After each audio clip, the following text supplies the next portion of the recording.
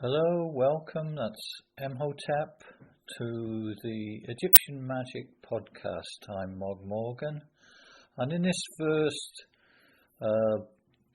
transmission of the podcast, I'm going to talk a little bit about myself and how I got into magic, especially into the Typhonian or Settian magic associated with Aleister Crowley. If you have any questions or feedback you'd like to make on the transmission, then you can find me in various places on social media. Probably Twitter is the easiest one when I'm on Boss, but also the Facebook under the name Mog Morgan, and or via the mandrake.uk.net website, which is a publisher's book site, and it has books from all sorts of people, but it's also my publisher. So without further ado, on with the show. Typhon magic. Where to start? But at the beginning, how did I first get into this? How did I first learn about the current? Well, it's a long time now. More than 30 years ago. I should say that growing up, I think I was always quite, maybe not spiritual person, but I suppose you'd say in the jargon a psychic person, someone who's quite sensitive to atmospheres and, I don't know, scary places and subject to kind of dreams and stuff like that. So that kind of personality. And although I didn't really have you wouldn't count it as a religious background. I'm sure my parents probably wouldn't like that. They think it was quite religious, really, but in their own way, but sort of objectively not really. It's quite a secular background. But at some point, I suppose, like a lot of people, when you get into your kind of teenage angst years, that's the time when you tend to explore ideas to do with religion and things. And that meant where I came from in Wales, exploring initially Christianity. I suppose because at the time there were a lot of these kind of outreach things or campaigns, I suppose, crusades they used to call it. I don't know if they use that. What they call a tent crusade, where some kind of usually American evangelist or American style evangelist would come with a great road show really and set up a tent in local park or whatever, and people would go along, and I don't know, I suppose there wasn't really a lot much else to do really, so it was just, for some reason, myself and friends, we used to go to these things, I should say, because in the end you end up going to a few of them, but anyway, it's the usual thing. I suppose it sounds a bit corny really, but technically, I suppose that's a static religion. So whatever the ideology or the ideas that people kind of put with those sort of things, whether it's your Billy Graham or whatever, which is usually fairly disposable, to be honest, what is there is a kind of a static experience that it's doing, so which is a religious experience or a kind of shamanic, you might call it shamanic. There's all sorts of things you might frame it as. Anyway, that kind of initially that worked for me. I think it kind of it struck a chord, and it kind of opened some sort of gateway. I think there were probably other experiences that I had before that showed that I was kind of a sucker for that sort of thing, really. But whatever, it was an experience, and I wouldn't ever reject that. I would reject all the whole thing that goes with it, the whole trip and everything, and some aspects of it were quite funny, really. But I suppose I guess that's a kind of common enough thing with when you're going through your early teenage years and puberty and teenage angst and all the rest, and you're a bit unsettled really by the things that are going on. So it's a kind of natural process, one way or another, to sort of kind of look at related work, because these people offer some sort of solution or answers. They have answers to a problem that maybe you didn't really know was a problem. Anyway, so that was a start, but it did get me interested in, I suppose, studying it, because I've always been the sort of person, if I am interested in something, I tend to go and study it and find out, do some book learning and whatever. I'm never just quite happy with the experience itself. I always want to know more. Okay. So the only reason I mention that is obviously not to get you into the interest in the Christian religion, but just by way of background, I suppose. And it may seem an odd place to start, but I think I'm right in thinking that an awful lot of people who are interested in magic and all sorts of magic have something like that. Before they go into magic, usually they've at some point in their lives they've had a kind of religious phase, if you like, or some sort of sensitivity. Anyway, so I went off and hit the books and tried to find out more about things. And initially, I was reading a little bit about Christianity, but after a while, I kind of graduated to sort of looking at kind of more spiritual things, I suppose. Buddhism. It was a sort of quest for Hinduism and I suppose New Age thought, theosophy. All this sort of stuff. I think fairly early on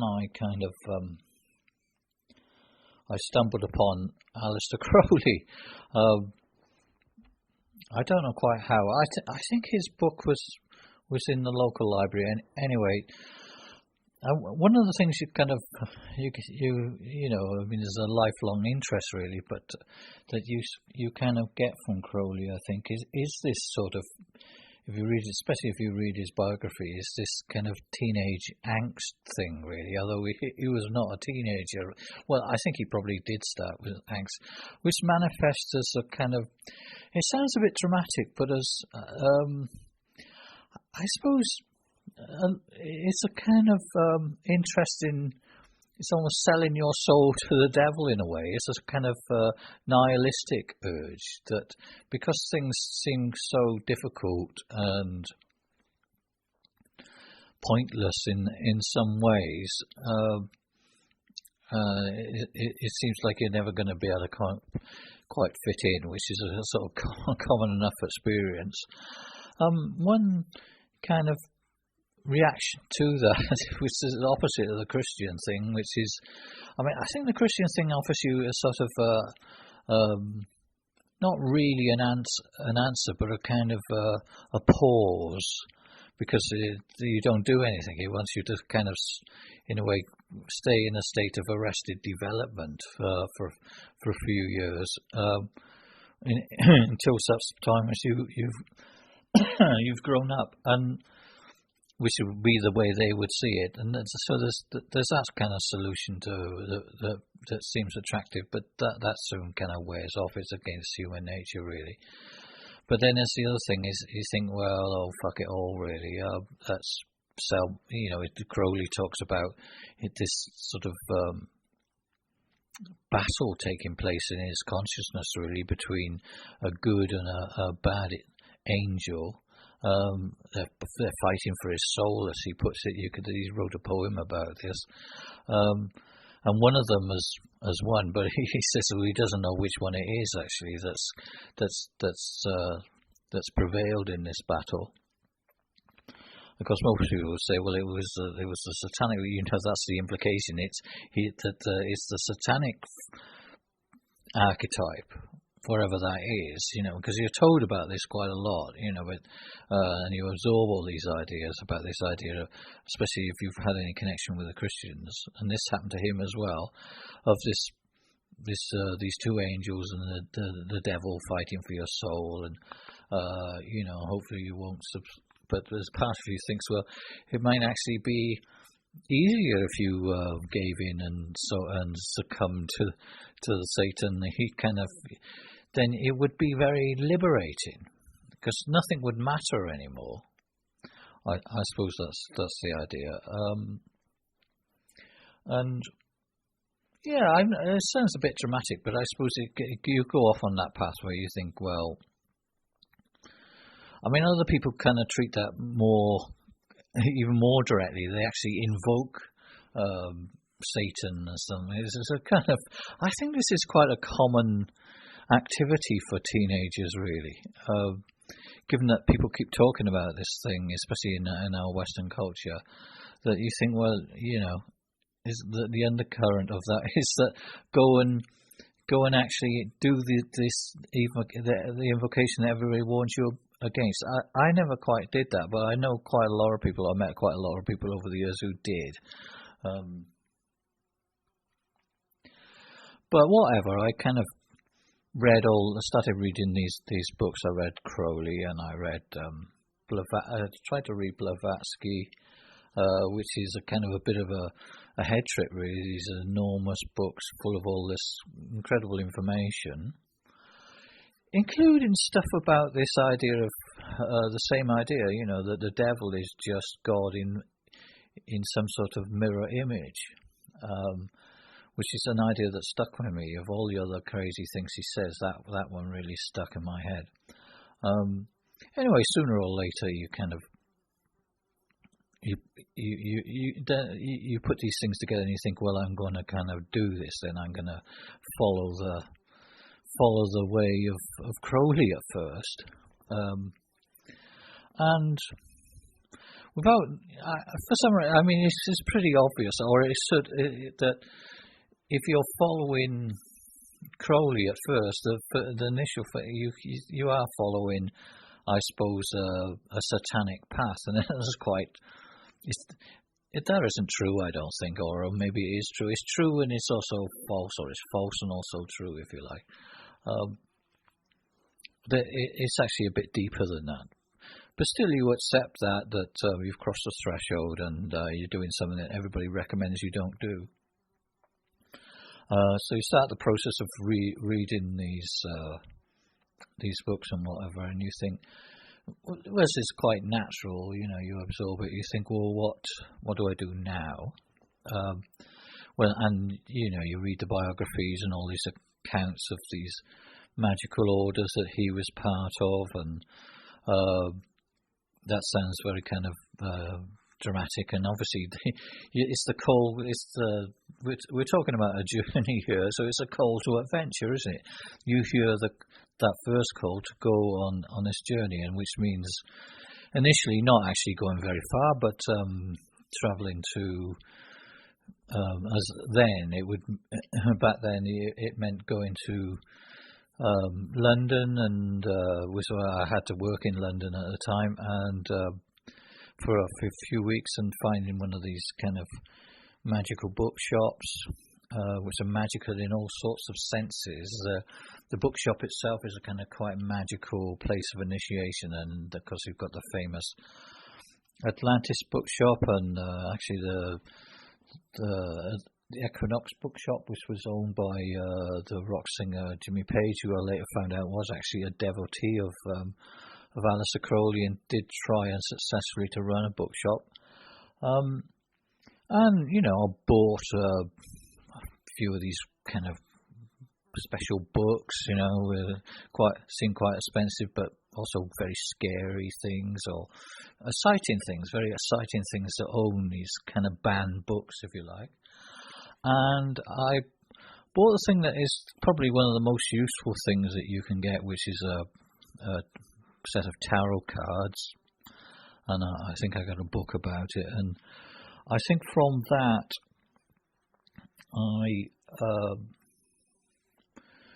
there's an address, as in all the best stories. There'll be a kind of an address, won't there, in one of these objects? You know, in the tarot deck I had, there was actually the address of an organisation,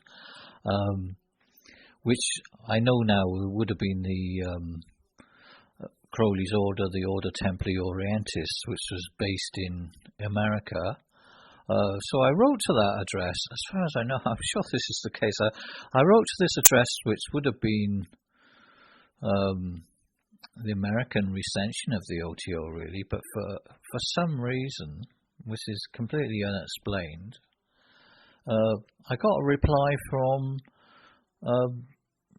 what we now call the Typhonian OTO, but it was just the OTO. I didn't really know the distinction, but it was so it's almost like they subcontracted this inquiry to the British branch, which was then run by an very interesting initiate in lots of ways, called Kenneth Grant, who is now gone. Right, he's passed over, but he wrote a series of books, at least 9 books, more than 9, but they group them in trilogies. And I suppose he's quite a controversial figure, really. He'd been, when he was an angst-ridden teenager, he'd worked for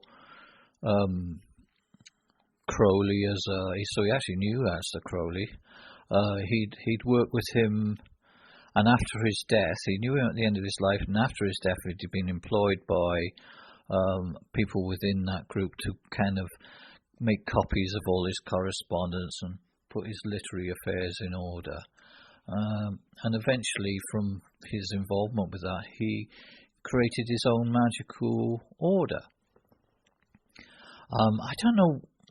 I suppose that would have been, I wouldn't have known that from the beginning. I guess it would have been maybe in the late 1960s, early 1970s, probably sometime in the 60s that it really had its moment as 15 minutes of fame, as it were. Although he became an expert on Crowley and things to do with the occult, and he reinterpreted and took Crowley's ideas, such as they were, as in the books and in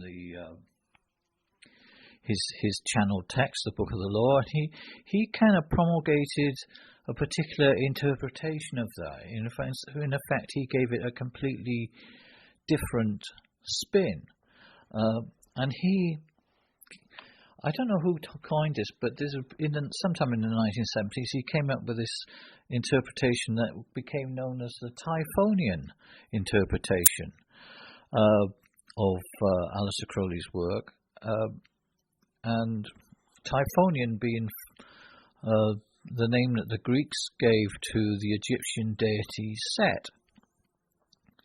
And I should say that in Crowley's books, the Egyptian deity Set is mentioned, but it doesn't play much of a role, really. There are a couple of important things.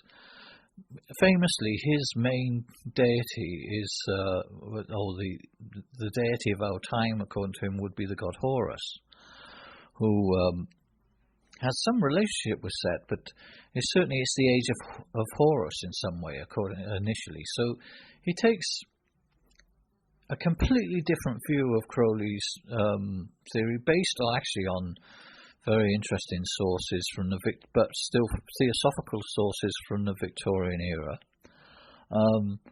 But whatever, in a way, Kenneth Grant, being obviously very interested and psychic and person interested in surrealism and all sorts of weird byways and voodoo and writers such as H.P. Lovecraft, he makes it more interesting in lots and lots of ways, and he brings out a kind of side to it, which is he connects it with the Egyptian God Seth, and B, he also emphasizes the connection, which is definitely there, with Hindu ideas, more Hindu magical ideas to do with the tantric tradition, I suppose, for want of a better word. and how Crowley's whole philosophy really does connect the East and the West, and primarily the Egyptian magic with the Hindu tantric magic, and that's all wrapped up with this kind of very space age, if you could say, extraterrestrial view about this entity called Typhon, which I say is Typhon is the Greek name that they gave to Egyptian deity Set. More of that. Obviously, we're going to be exploring that in some detail. I should say that the thing about Kenneth Grant is that he's very evocative. He says all the right things. He says all the things about that you really want magic to be about. You know, about sex and drugs, and although he's not actually, Kenneth Grant himself wasn't really into kind of drugs. He tried. Crowley, who was very much into that, and did try when he was had Kenneth Grant as a student to get him interested in certain things. But I think there's something about Kenneth Grant's persona or personality that didn't really get on with that way of working. But he was so. In Crowley's book, he does talk about this issue of strange drugs, he calls them, and Kenneth Grant had his own workaround for that, which is to take something from the tantric tradition and use that rather than the kind of more obvious types of drugs that people get into.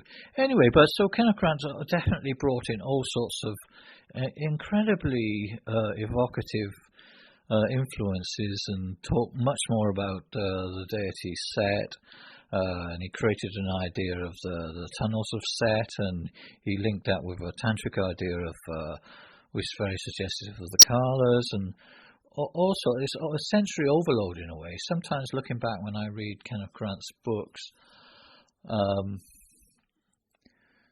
they're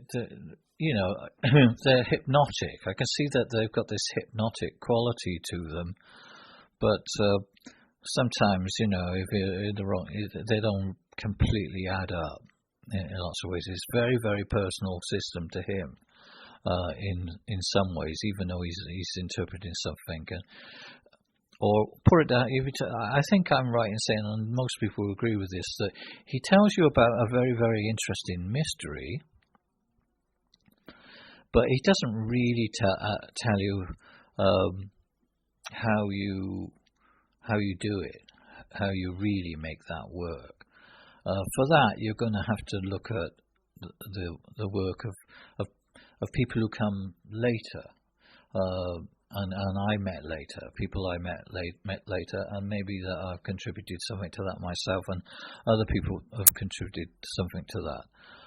They needed, having been given the clue by Kenneth Grant, they had to kind of make it work, if you like. And, this is quite a controversial project in lots of ways. Certainly, in the end, Kenneth Grant, although he originally was claiming to be the head of the Order Templi Orientis, all of that kind of blew up in a way. And even though he was Crowley's literary executor with John Simons for many, many years, he kind of was later accused of mishandling the whole thing and masquerading for things that they shouldn't. It got really nasty, and I think towards the end of his life, I don't think he really cared about that stuff very much, really. He was interested in the ideas, but the actual practical side of things, they probably didn't. They probably let it slip a little bit, or they didn't think about it too much, which made them vulnerable to eventually to legal action and legal threats. So that towards the end of his life, he kind of, he did something that was quite probably better in a way, which was he was compelled, I would thought, to stop using the name OTO and pretending that he was the head of or anyway connected with the OTO, even though he'd worked with Crowley and he knew loads about it and he'd had a grade, whatever way you look at it, he was edged out or sidelined or whichever way, and wasn't allowed to even use the name in the end, and changed the name of his order to the Typhonian order, which sounds very productive, good thing to do. Sounds very exciting, and in a way coming into its own. I mean, that's, in a sense, that's what's happening now as I'm speaking in some ways. But as yet, even that order that's called the Typhonian order hasn't quite, if you don't mind me saying, hasn't quite delivered anything. It's still in the process of really just keeping Kenneth Grant's memory alive,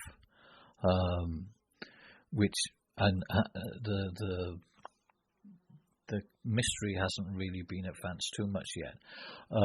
But it's early days, and it may well be changing. It certainly inspired a lot of people. But in a way, the mystery, the torch, if you like, has kind of moved outside of the OTO, in my opinion. All the time now I kind of speak to people about these sort of things, and they say they're independent. They're not really connected with any of these particular Crowley orders, and that tells you something really about. None of these orders were able to grow. They have moments, and then everything goes wrong. So makes you think there's something wrong in the whole process, and people have gathered that. So even though now we live in a time when there's huge interest in this sort of material, most of the very interesting stuff, in my opinion, is really being developed outside of the traditional orders, and I think that's the way it's going to go.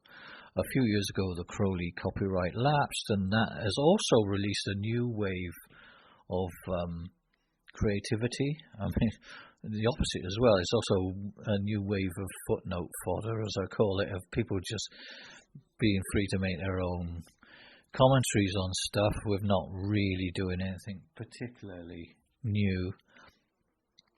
But I'd say there's loads in the independent sphere of crazy things. I should say something about, at the time that Kenneth Grant published his first major book on the Typhonian Magick, which wasn't a hit, I don't think. I mean, I think most people, all of my copies, I don't think any of my copies of his books that I've got that I ever paid anything much for. I got them all in remainder dealers, maybe one or two I bought, or I might have got a review copy.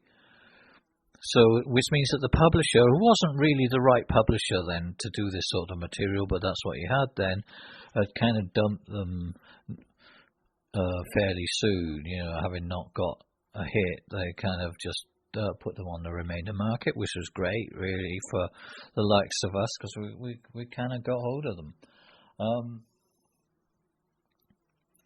But anyway, whatever way you look at it, when the first of these Typhonian trilogies, great name there, was produced, another kind of interesting development happened in the kind of emergence of this idea of the Typhon and of God Seth into modern magic, which is the story that I'm kind of telling, really, was the creation of an order called the Temple of Set. And I think it's fair to say it also has quite a lot of controversy connected with it, and has also gone through its own journey with respect, I think.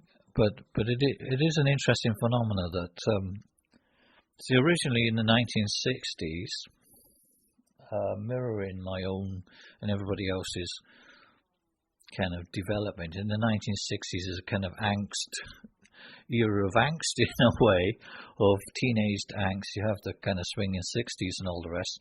And right in the middle of all that swinging 60s, you have a kind of group of people who are kind of quite opposed to the swinging 60s, and they found a group, a countercultural group, not particularly religious, strangely enough, called the Church of Satan, which was a kind of Hollywood thing in lots of ways, but it does have lots of, you know, it has its moments, and it produced this kind of best-selling book, the Satanic Bible, and all this sort of stuff. It was kind of made for teenagers in a way, eternal teenagers as well. So initially, this thing got going, and you think, well, where's it going to go with all this? You know, this kind of whatever. But then a strange thing happened, that somebody who was involved in that group, or some of the people involved in it, kind of realised that it was. I'm not saying it's not that it was bullshit, but it didn't really have a lot going for it. In a way, it was a reaction. It was a reactive religion. It was reacting against Christianity by kind of negating it. And maybe you can go too far with that. And at the same time, in the academic sphere, in the sphere of Egyptology and research, all sorts of interesting things were being revealed about Egyptian religion that hadn't been known of before, and very interesting books were appearing, and they were being read. Whereas Kenneth Grant read books from the Victorian era, which were very out of date, people were reading these very modern books, very well researched and strong books about, and principally about the god Set.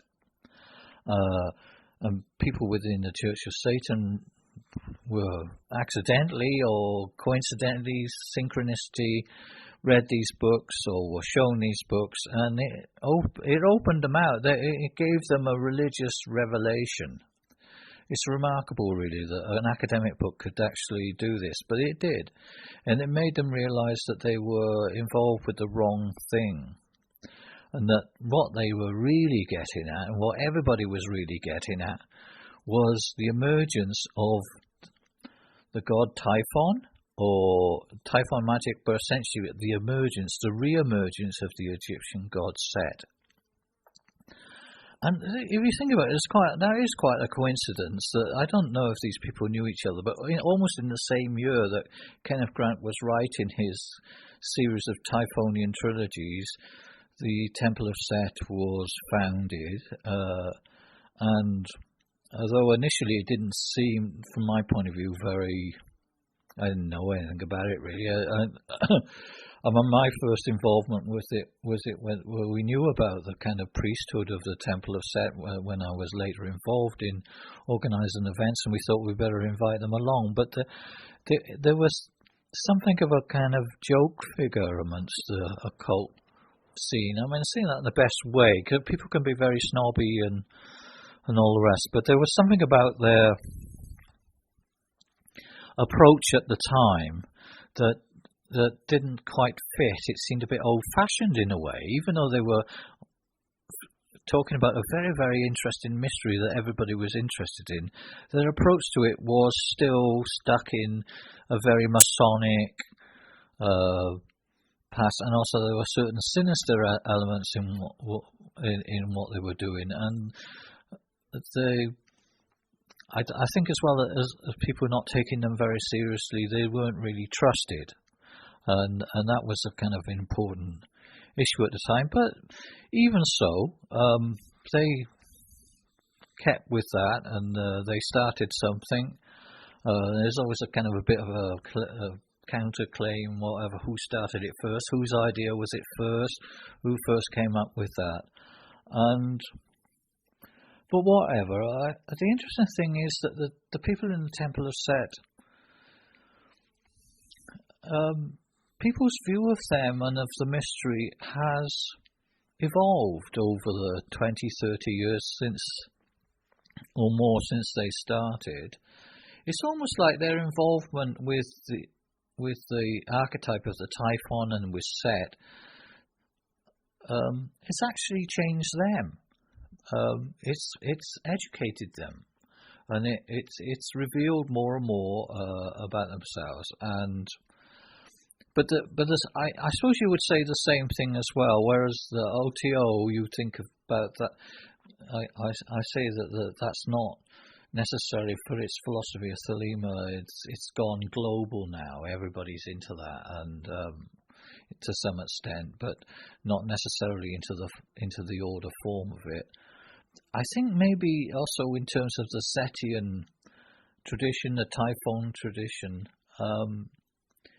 that's gone independent, or it's branched out, and other people have not quite liked their very orthodox or seemingly orthodox approach to it. Or some people do, obviously, and have done it themselves, right? Have made their own groups. There always have been these alternative groups all the way along, and they seem to be coming into their own. And I don't know.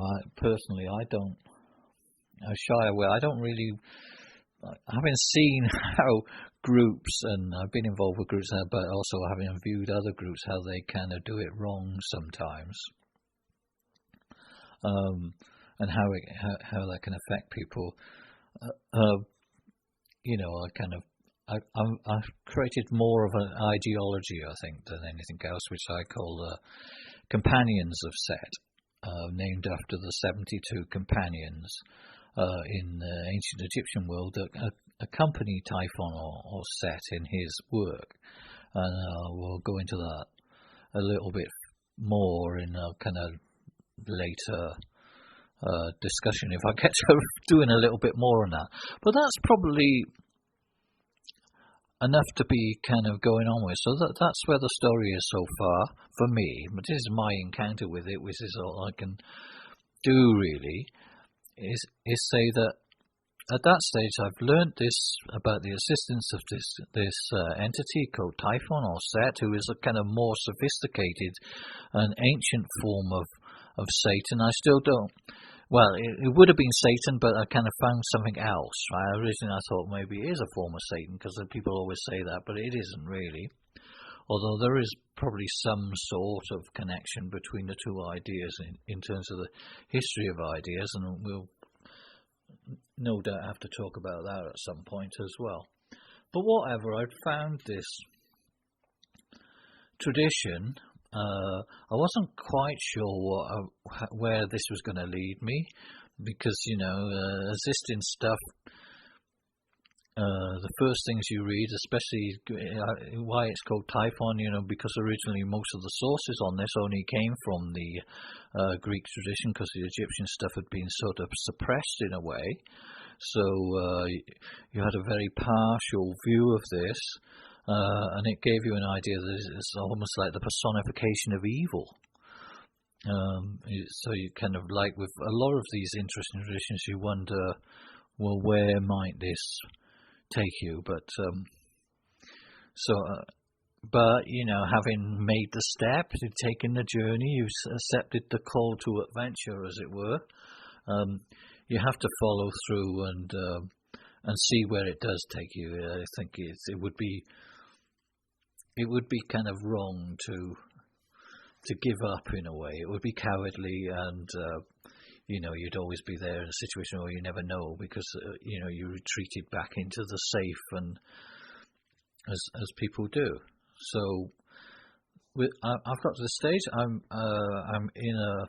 actually in a group of people who claim to be working the Typhonian version of the Crowleyan mysteries. This is the future, and we've got these set of books. We've got a person who's channeling this tradition. What will happen next? And for that, well, if that interests you, then I'm going to explore in the next